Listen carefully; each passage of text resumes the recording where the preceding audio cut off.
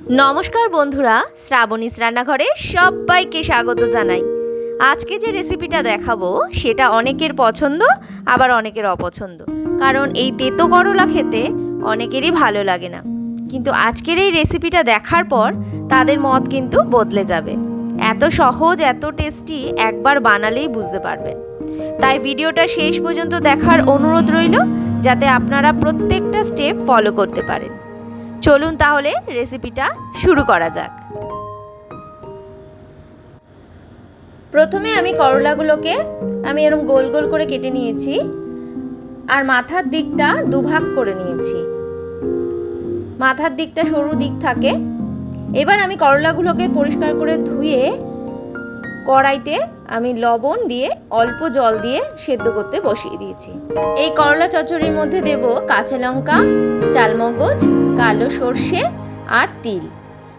এই সাদা তিল, চালমগজ আর কালো সর্ষের এই যে কম্বিনেশনে বাটাটা হবে, এইটার স্বাদ করলা চচ্চড়ির স্বাদটাকে দ্বিগুণ মাত্রায় বাড়িয়ে দেবে।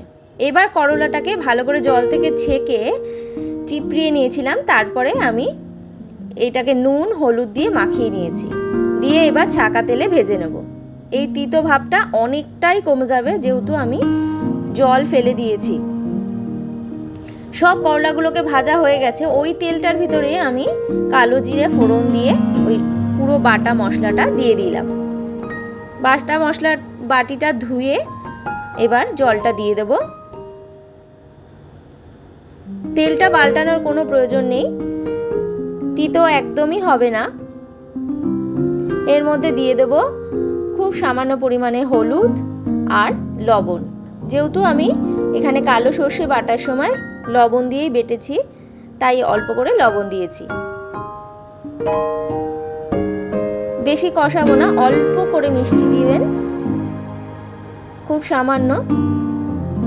আবার কেউ যদি না খেতে চান, মিষ্টিটা অ্যাভয়েড করতে চান, তারা অ্যাভয়েড করতে পারেন, কিন্তু স্বাদটাকে ব্যালেন্সের জন্য মিষ্টিটা আমি দিলাম। মশলা কষানো হয়ে গেছে। এবার আমি ভাজা করলাগুলো দিয়ে দিলাম।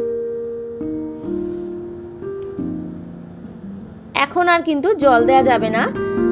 গ্যাসের ফ্লেমটা কিন্তু আমি মিডিয়াম করে রেখেছি।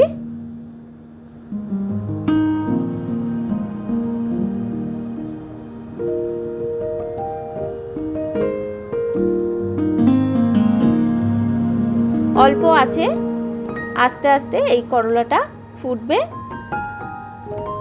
এখানে আমি সামান্য কাঁচা সর্ষের তেল দিলাম। দেখুন আমার চচ্চড়িটা বানানো হয়ে গেছে, প্রায় মাখো মাখো হয়ে গেছে। এই পর্যায়ে আমি গ্যাসের ফ্লেমটা কিন্তু অফ করে দেব। কিছুক্ষণ স্ট্যান্ডিং টাইমে রাখবো, তারপরে আমি সার্ভ করব। সাদা তিল, চালমগজ, কালো সর্ষে ও কাঁচা লঙ্কার কম্বিনেশনে তৈরি হয়ে গেল দুর্দান্ত স্বাদের করলা চচ্চড়ি। যদি ভিডিওটা ভালো লাগে তাহলে লাইক, শেয়ার, কমেন্ট করতে কিন্তু ভুলবেন না। আর নতুন নতুন রেসিপি পেতে আমার চ্যানেলটিকে সাবস্ক্রাইব করবেন, আর পাশে থাকা বেল আইকনটা অবশ্যই প্রেস করে দেবেন, যাতে নতুন কোনো ভিডিও আপলোড করলে সাথে সাথে আপনাদের কাছে নোটিফিকেশান পৌঁছে যায়। আজকের মতন এইটুকুই, আবার দেখা হবে নতুন রেসিপি নিয়ে। ভালো থাকবেন, সুস্থ থাকবেন, ধন্যবাদ।